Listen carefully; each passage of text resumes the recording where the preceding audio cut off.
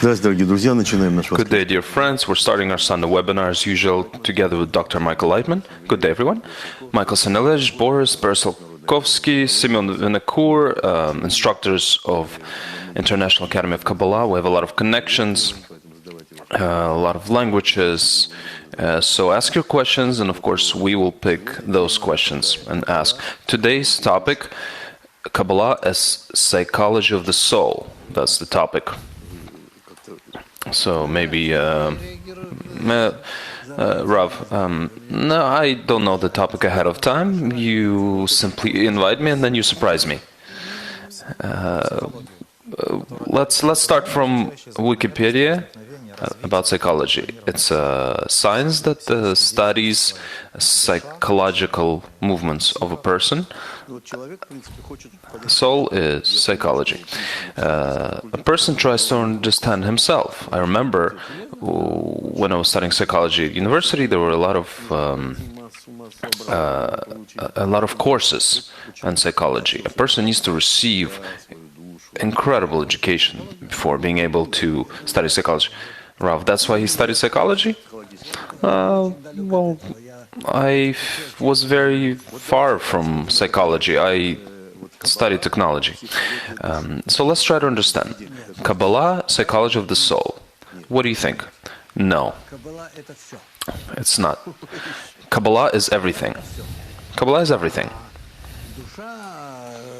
While the soul is only a certain sensation, if we're talking about the way a person understands, not what a soul really means. A soul is what a person understands to be certain internal discernments, worries, concerns.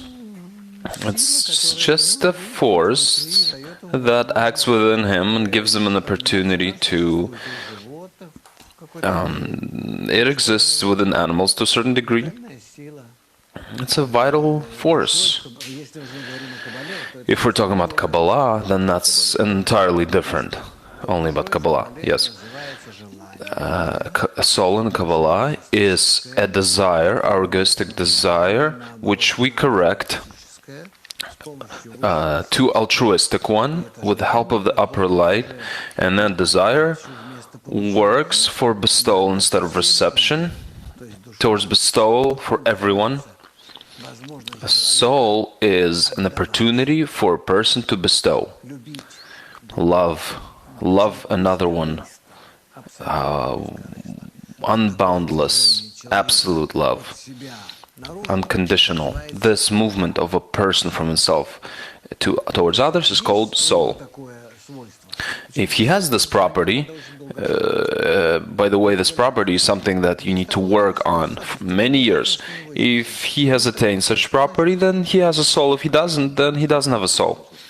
We'll come to what people think, because every person thinks he can love another. A regular person does not have a soul. It's called a vital element, which is called a soul, a vital state. He lives life force, just like a cat, like a dog. How does a person differ from another one? A different animal? The fact that he climbed off a tree and stopped being a monkey? No. But throughout years, people still try to understand other people, why do different people see the world in different ways, and all of this brought towards development of psychology.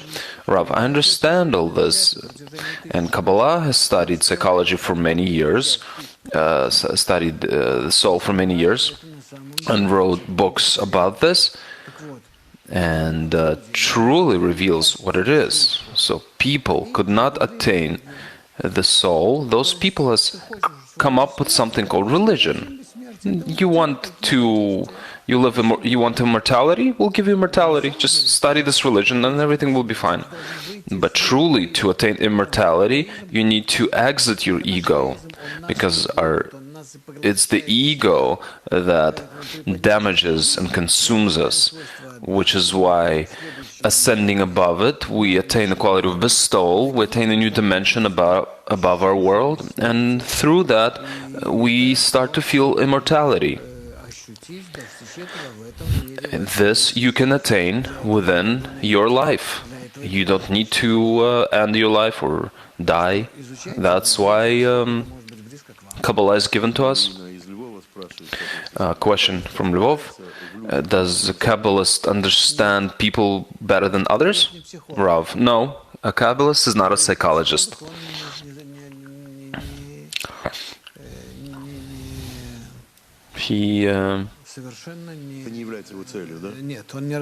It's not his goal. He doesn't understand people more than other psychologists. He's not actually interested in this. Psychology is a psychology or animalistic ego, which is why people that study it, then they study it. What are friends in Rostov doing right now? They're having a campus right now. These are representatives over there. He's coming back soon. You know, there are a lot of types of psychology. We're not going to go into it because we're not experts. But it's interesting that Baal HaSulam wrote that he respects materialistic psychology. Can you explain what that is? Rav, psychology is not really considered a science. Because to understand a person's inner world is not possible. We can talk about it through educational guesses to come up with certain laws or rules. Baal HaSulam valued materialistic psychology because it allows a person to disconnect from idealistic psychology, from religious psychology, which assures a person that he, after his death, has a future world. And basically, you simply need to understand that when his ego dies, together with his animal body, the ego doesn't really cease to exist. It simply loses a layer of its egoistic desire. And then what ends up being is a desire, but not in a completely egoistic sense. Baal HaSulam welcomed materialistic psychology because it gives a person a very clear foundation from which he can look at the world correctly. Very soberly. Kabbalah says that a person doesn't have anything that his eyes don't see. And that is correct. Which is, Kabbalah is a very sober science. There's no philosophy, no psychology, nothing. It's all a fruit of your imagination. Just leave it to yourself, but don't create a science from it. You don't have any data on this. Nothing like that exists. There's a quote from Baal HaSulam. There are three false statements concerning understanding of connection between spiritual and corporeal. First, the power of the human intellect is the eternal soul, man's essence. Second, the body is an upshot of the soul. Third, spiritual entities are simple objects and not complex. These false statements are destroyed by materialistic psychology. Nowadays, anyone who wishes to attain the upper governing force can do it by making efforts and using methods of its attainment, which is the wisdom of Kabbalah. Yeah. Baal HaSulam also says about psychological barrier that is called machsom. We talk about it in Kabbalah a lot. Why is it called a psychological barrier? Is there some sort of connection? Rav, I can explain as much as I can. This the entire issue in Kabbalah. It deals with transforming one's perception of the world in which we exist. Let's say I exist right now in a certain world, and I lived here for many years. I have a certain recording of this information. I'm adapted to this world with all of my senses. They have acquired, my senses, a certain direction, a certain way of perceiving, reacting to this reality. These reactions and perceptions are connected within me in a certain way, and they create this picture within me. Then this picture is impressed on my mind, on my memory, and so on and so forth, and I use that. I don't know how I will find out who you really are. I get all sorts of pictures about you in my head, and then I compare it with what I have. This comparison is what gives me a certain result. I can't even say how I get to know this world. It simply lives within me. All of this is today's psychology. What does the science of Kabbalah does to us, parallel to what we feel in this regular world, which is called our world, in the same way that all animals perceive it. How does a dog know its owner? Through smell, and through smell and images of smell. Method of Kabbalah creates an internal transformation within a person. I begin to perceive the world not through the qualities of reception within me, how I can win through everything that I see, how I can push what is unpleasant for me and pull what is pleasant. Everything that is in front of me, I divide with my ego into many parts. Those that are pleasant I attract towards me, and those parts that are unpleasant I push away from me. In the measure to how these certain sensations are pleasant for me, I attract them, and those things that I perceive to be unpleasant, I push away. And that's how I see a 3D world and not a flat world. There are a lot of things here. Our ego sorts for us all the world, the picture of the world within itself, only after it has processed everything automatically, yes, within my desire.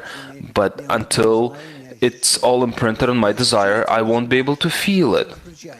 So our sensitivity is the following. We think that we see the world objectively. We don't see anything objectively.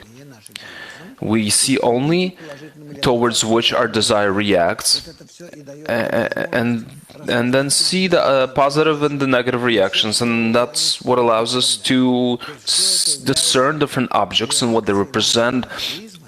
All of this is a reaction of our ego, our desire, to something external. It says that externally nothing exists except the upper light. So imagine that this upper light acts upon my ego and evokes all of these reactions, all of these perceptions, reactions.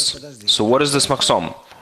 Wait, this picture that I receive in my normal egoistic perception. There is an opposite picture that I receive not in my egoistic perception, but in my altruistic perception, when I don't want to see the way my ego sees. I want to see things the way they exist outside of me. And here, the method of Kabbalah tells me, outside of you there's only the upper light, and there's nothing else. All these objects don't exist. The inanimate, animate, vegetative, human, they don't exist. There's only the upper light. And how do I see and feel all this? Because your desire, egoistic desire, it consists of 4 parts: inanimate, vegetative, animate, and human. And that's why within them you sense these consequences. So, if you want to perceive them, sense them in an opposite way, you can do it. You can work on your love towards these sensations which are opposite to you, ascending above your ego, and then you will sense within, not within your ego, but above your ego, opposite sensations. These opposite sensations will not appear to you as humans or animals or plants. They will appear to you as completely different images. Not images the way we understand them, but they'll seem to you as representations of the Creator, of the light within your desires, above your desires, above the restriction, above the screen, in the way that you can adapt yourself to perceiving the quality of bestowal outside of you. Within that quality of bestowal, you'll be able to see what is the upper light. What do you mean upper light? I'm unable to see the upper light. No, you won't be able to see the upper light. You'll see your desires the way you see your desires right now, but only in an opposite way through the reflected light. And this summation of your desires within the reflected light will appear to you as the form of the Creator. Question: what do I see? Rav, you see your similarity to the Creator. Oh, I wanted to clarify this moment a little further.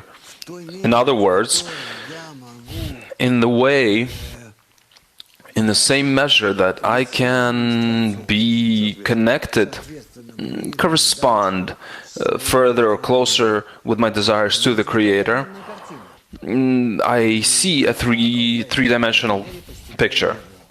And in this measure, I attain Him, attain His quality of bestowal and love, because I myself generate these properties.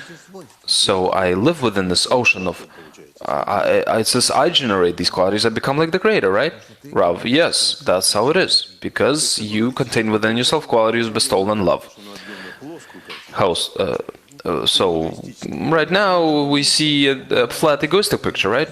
Rav, it's not flat, it's different because of its egoistic qualities. All that exists in the world is egoism and the upper world. The upper light is amorphous. There's nothing within it. It's simply constant.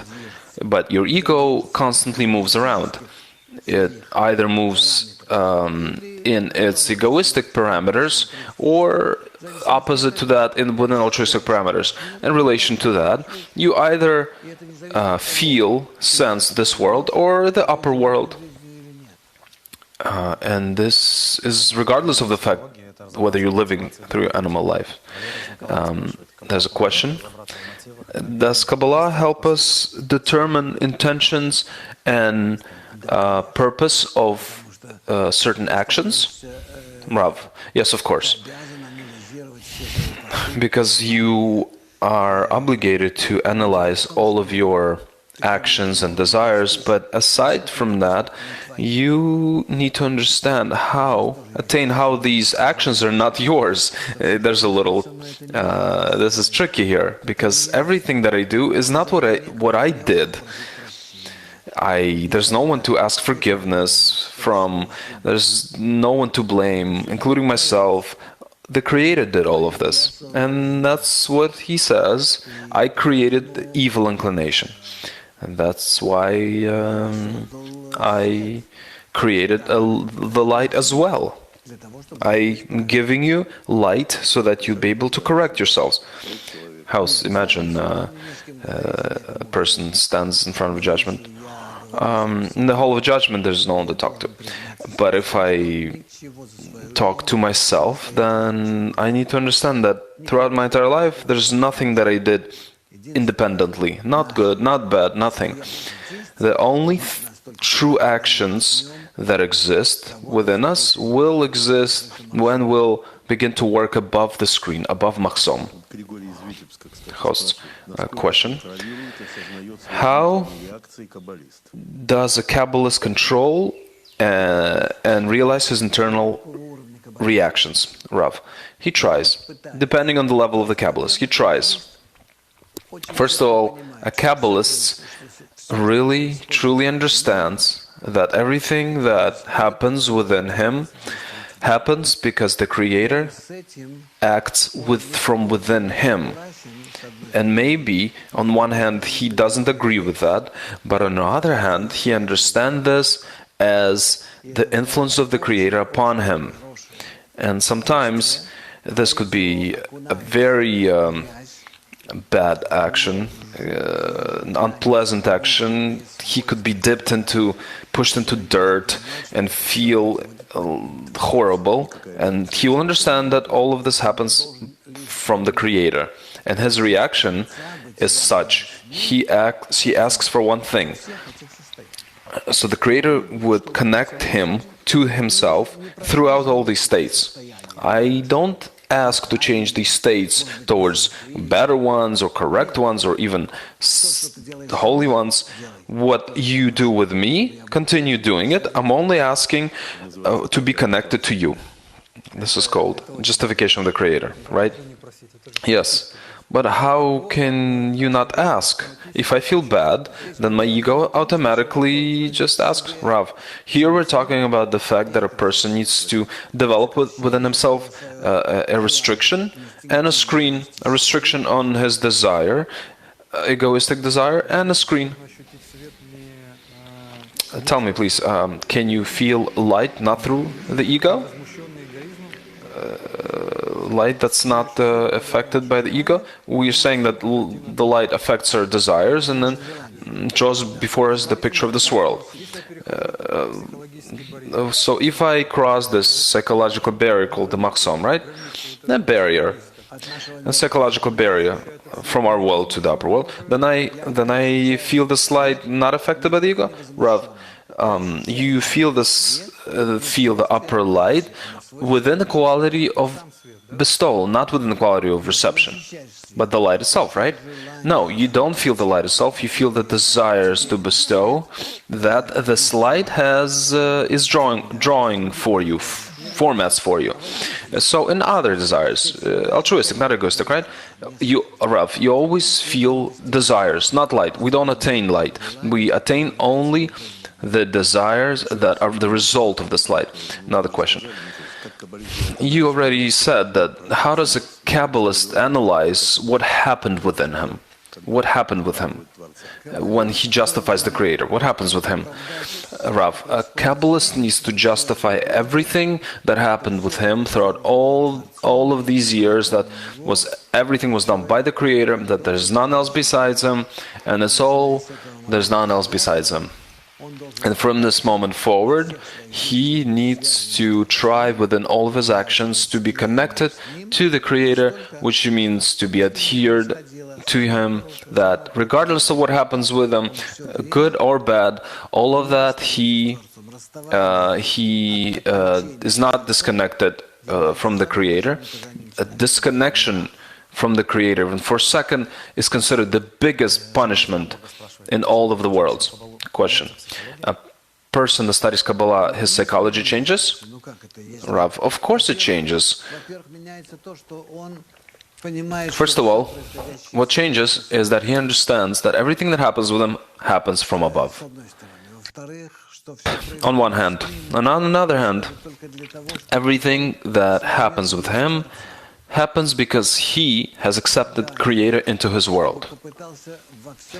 Then he tries to justify the Creator in everything that happens, regardless of what he feels and senses or acts. He needs to, as it says, from in front of behind you have hammed me, either through his actions of revelation, of concealment.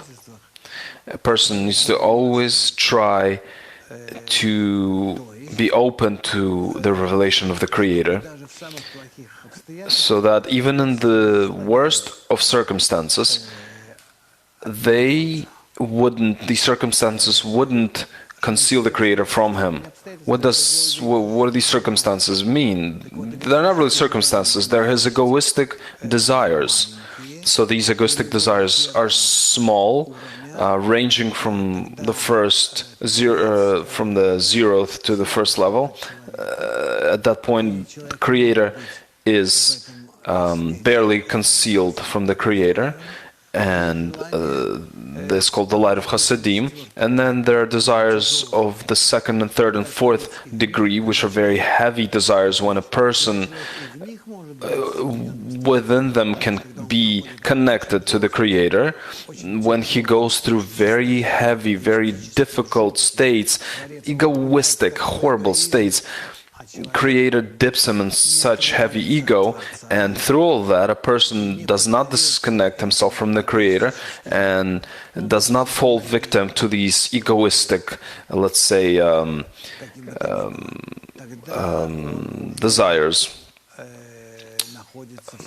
And then he is in a state of reception for the sake of bestowal, a hop as we call it. We also need to understand such a state. In order to correct something, you first of all need to submerge yourself into it. As it says, to attain sanctity in a correct state, you first need to dip yourself into the egoistic state. Let's say you dip yourself into a problematic situation and then you correct it, which is why a Kabbalist is a person that carries and lives through all kinds of states that exist in our world.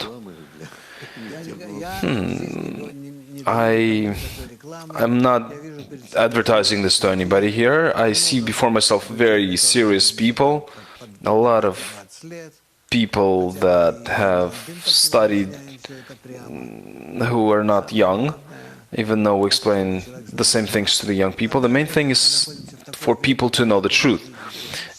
We live in such times that it's important to know these things. There's no more time remaining for all these pretty methods and theories. Host. So now you're saying you're just giving us the truth. Before this is what you need to do. Rav, right now we're in a state when we need to absolutely give everything to people, and then people will determine what they need to do. This confusion that humanity is in right now, it's not what existed before. Before, they didn't have, they weren't ready for it. They existed through all the revolutions and evolutions. Today we're in a very serious stressful state. We're in a state when the person needs to know everything. I hope that this will help all of us to reveal the upper world. Host, we have a lot of psychologists that study our courses. We even have a lesson when we discuss the difference between psychology and Kabbalah, which is not easy to understand right away. I wouldn't want to compare them because we're not specialists. Rav, we shouldn't compare. Psychology deals with the behavior of a person, what we call a person, right? An egoistic creature in our world, how it reacts to what happens with him. Kabbalah deals with the fact who influences a person. What does a person do under this influence? How can he tune his reaction?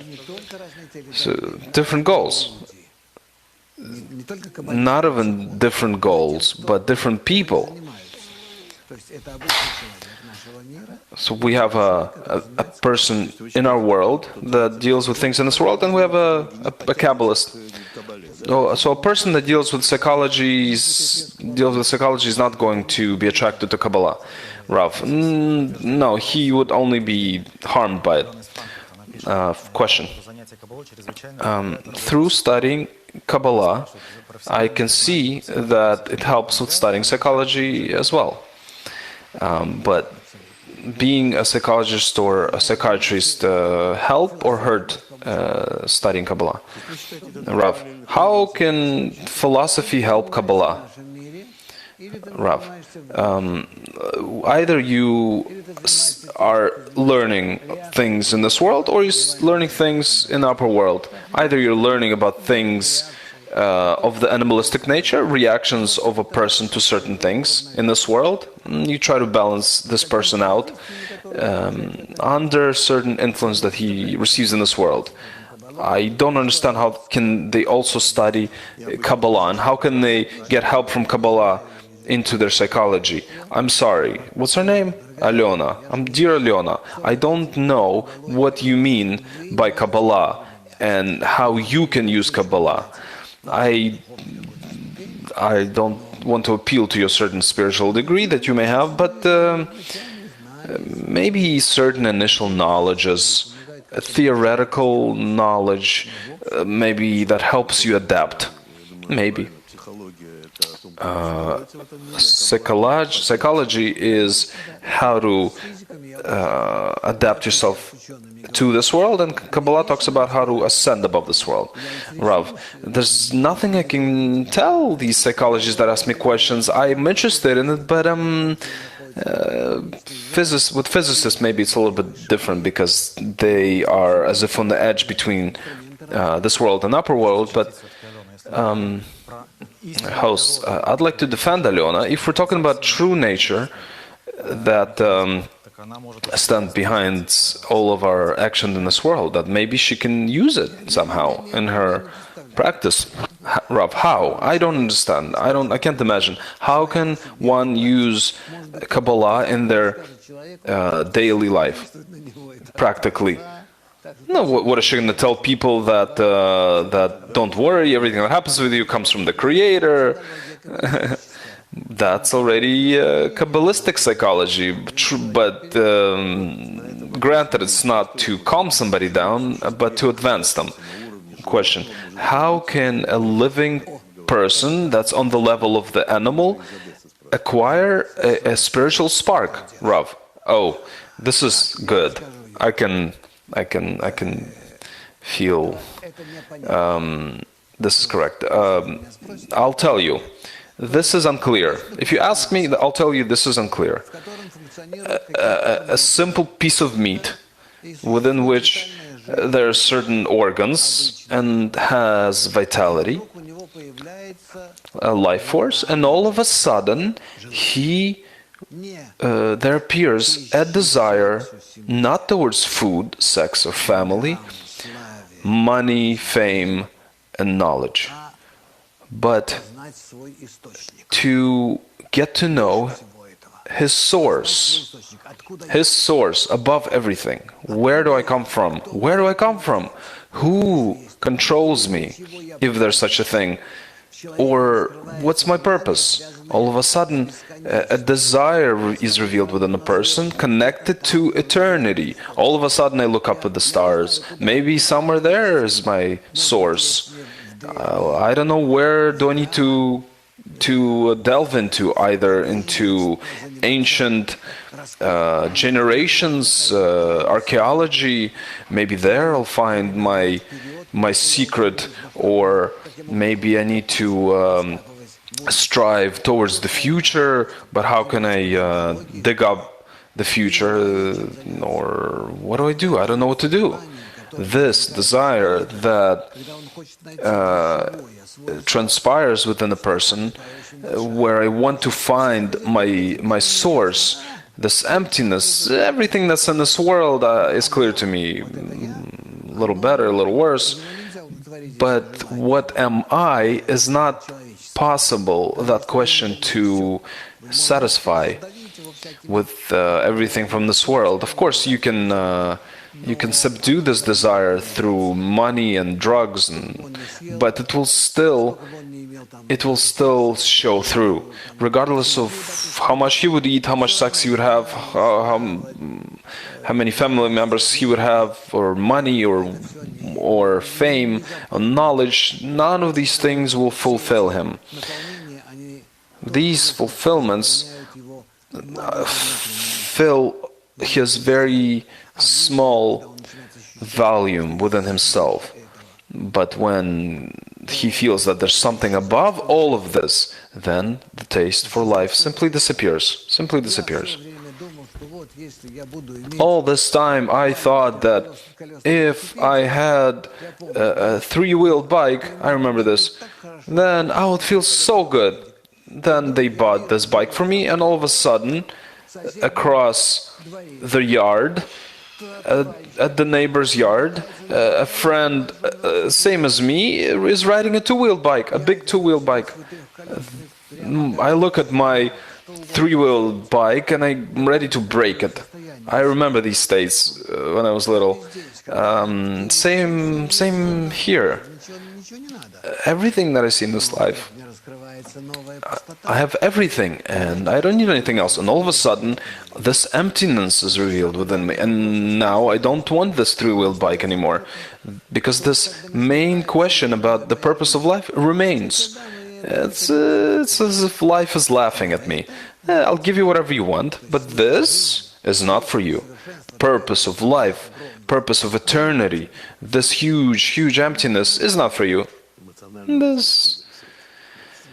Host, you have a very emotional Russian language. I can just listen to you forever. Question.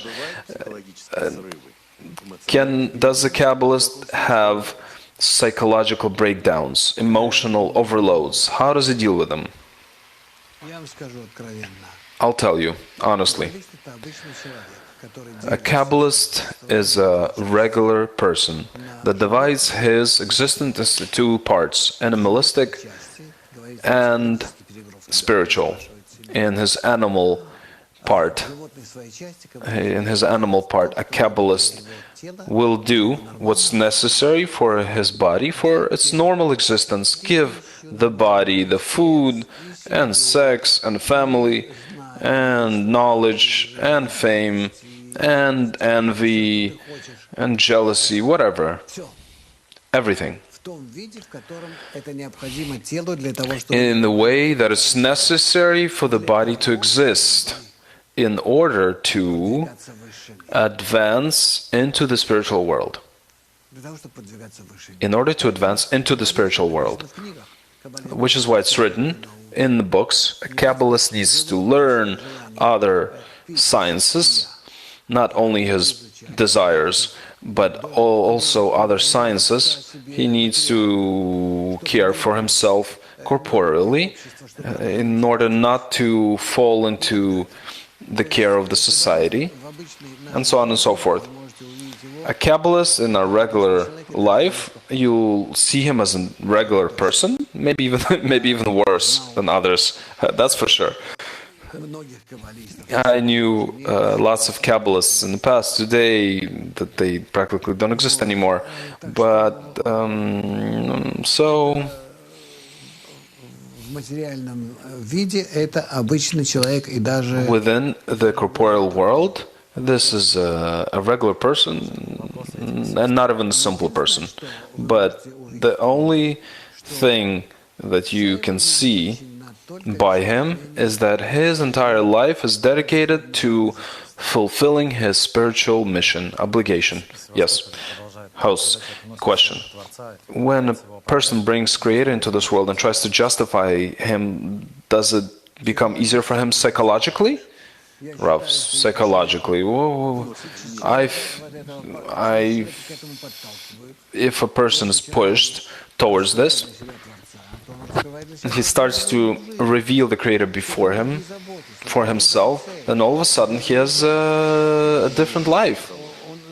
There's no psychology anymore. He deals with revealing the Creator. To reveal the Creator for a person in this world,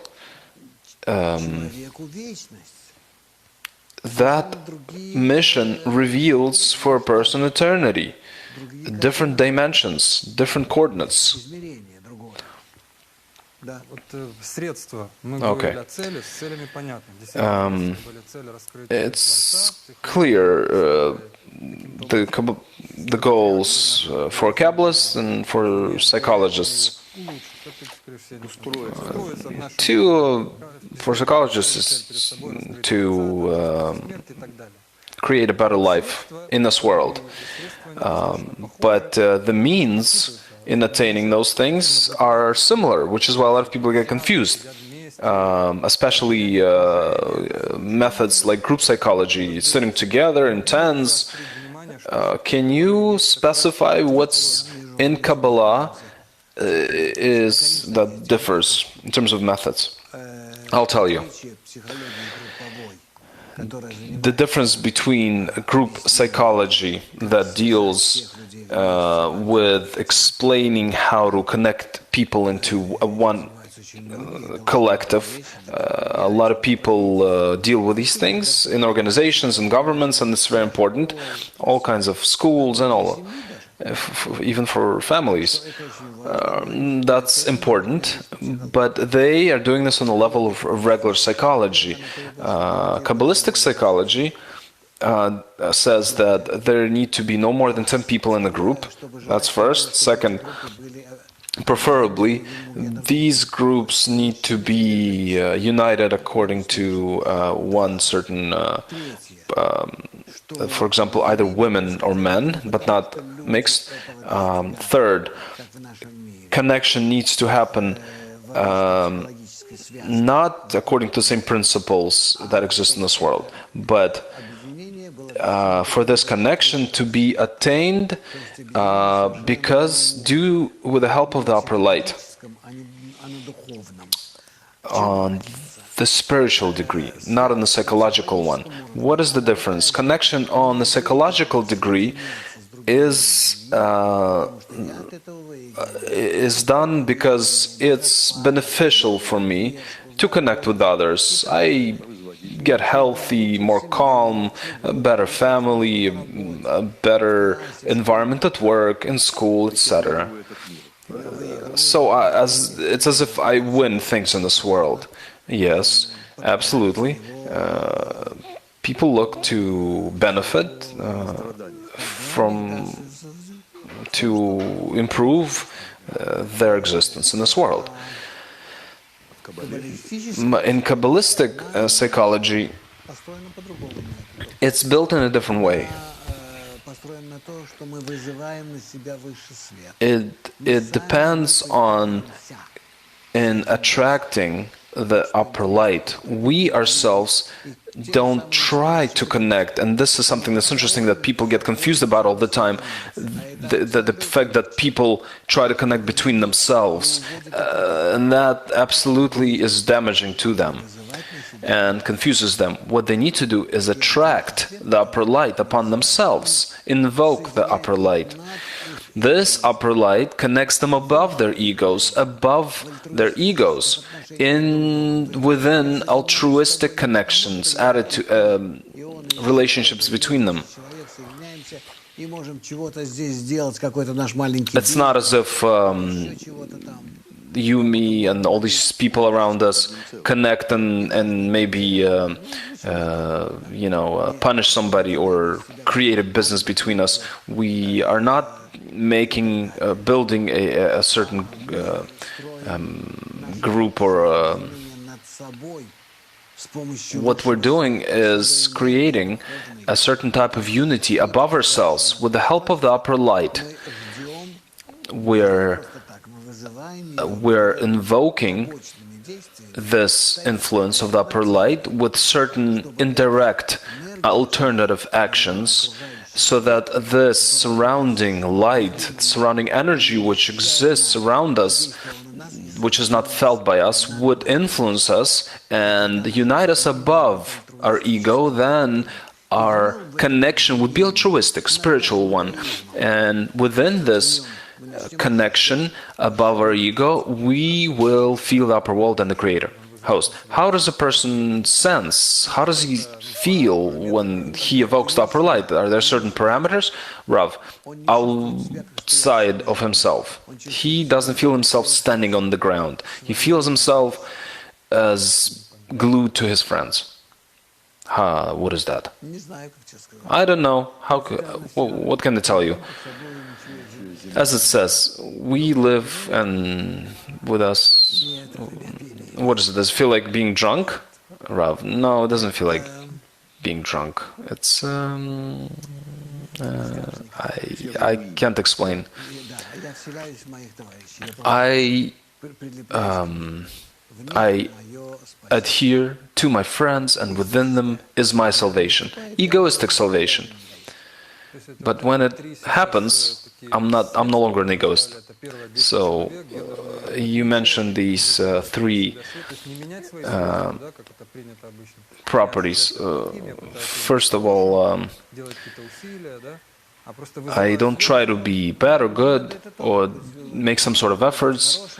Rav, we also need to talk about these things being bad or good, but not to advertise to each other a certain ascension, and not that I do this on my own host. This is the difference, but is there some sort of commonality between these psychologies, maybe certain role-playing games, or give compliments to each other? Rav, maybe in the beginning these are certain, but then it quickly goes away. Host. So, the main things. Goals are completely different, and means are different. There's nothing, Rav, there's nothing we take from this world. So, how do these sources influence a person?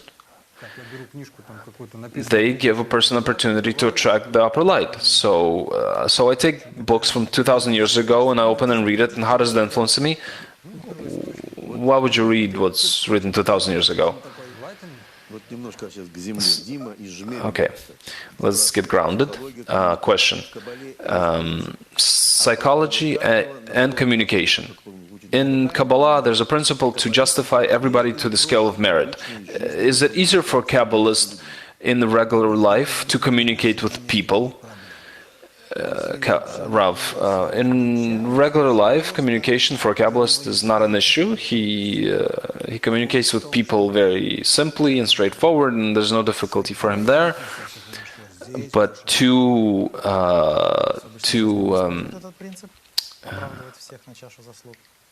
so in regular life, does a Kabbalist use this principle of justifying to the scale of merit? Rav, he doesn't use any strength to do this. He understands that everybody that's around him are egoistic creatures. So it doesn't matter to him if they did good or bad. Hosts, Kabbalists throughout their entire lives have been pressured for centuries, and he simply looked at all of this as justifiable actions. Rav, these are not people that did these things, but this is the influence of the upper light, either from within himself or from influence from the external world, so that he would justify this upper light even more and would adhere to it even more in the quality of bestowal. Host, please tell me, what is the purpose of this balance in nature? Why does it exist? You explained everything is wonderful to be a Kabbalist, but what's the purpose of this disbalance?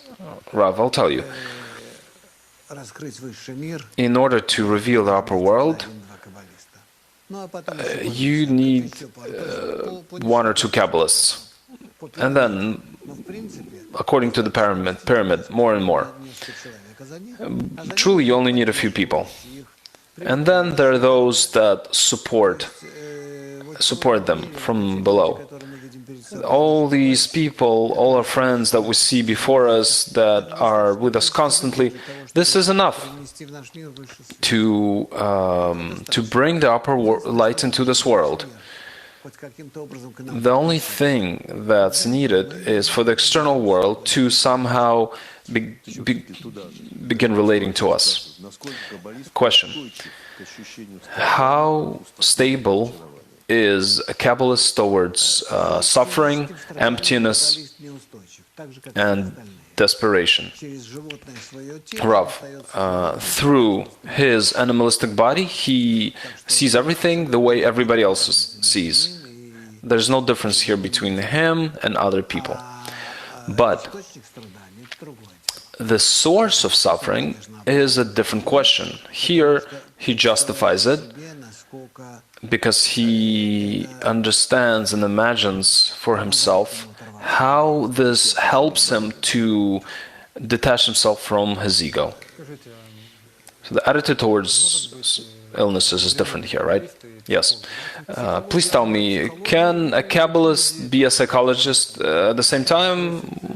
Let's, in psychology, let's say I teach people to quit smoking or there's no problems, right, Rav? No, there's no issue. You can completely separate those two things. Why am I asking? Because a lot of our students come to Kabbalah already being psychologists. Rav, you can continue your practice psychology and study Kabbalah. Just make sure to separate these things very clearly. With time, the separation will become more and more apparent. Question: how does a Kabbalist analyze his actions with his sixth sense? Rav, there's no way to do this. When the upper light comes and reveals within yourself the quality of bina, bestowal, then all of a sudden you become all-knowing, all-understanding within the upper light. Then you acquire sixth sense and a dimension above this world, and then everything becomes clear. Prior to that, it's not possible to explain or understand these things. Question: let's say a person is a transistor controlling his thoughts with the help of the screen. Can he create a barrier for bad thoughts? Rav, only with the help of the upper light. How does he have the strength within himself on his own? If he has certain evil, egoistic forces within him, then this comes to him from the Creator. The upper light reveals egoistic desires, and that same upper light waits until a person recognizes this and demands for the upper light to correct it. So, bad thoughts from the point of view of Kabbalah is directed at him. Rav, there's no bad, there's no evil. That's simply how egoistic desires are revealed within him. There's nothing new under the sun. Everything that happens and will happen is already inside of us, and we can't run away from it. We will be obliged to go through it. Everything that occurred and will occur, you'll simply need to be prepared to justify this. Question: there's this term Kabbalistic meditation. What is that? Rav, I don't know what that means necessarily. In different methodologies and philosophies and psychologies and different meditation, I think, is when a person directs his thoughts towards a particular action or a problem. So in Kabbalah, meditation, I think, is equivalent to intention. Host, today you can find any word, and I never saw Baal HaSulam use this word meditation. Rav, meditation no, but intention yes. Host, so what am I tuning my intention to? Rav, towards the upper light, so that it would change me, make me do a certain action, this desire to attract it, to get closer to it. Maybe that's called meditation. A certain internal, willfully directed action. Host, it's not a certain, what is that, a thought that I concentrate on? Rav, yes, on the thought that there's none else besides him, does good and does good. Host, question: what should I do when there are no more values left in this world? Do I need to do something? Rav, you need to thank the Creator that he showed you that this world has lost its value, that it's finally lost its value in your eyes. Host, it certainly becomes easier from feeling this. Rav, this world was already like this. Now you see this, so say thanks. Host, what does a Kabbalist do with this sensation? Rav, that there's no point in living for this world, but there's another world, an upper world that you need to live for, and you can attain it today. Host, question: what is this upper light? How can I determine what upper light is? Rav, upper light is a quality of bestowal and love that fills the space, entire space, and I don't even mean physical space. It's ethereal space.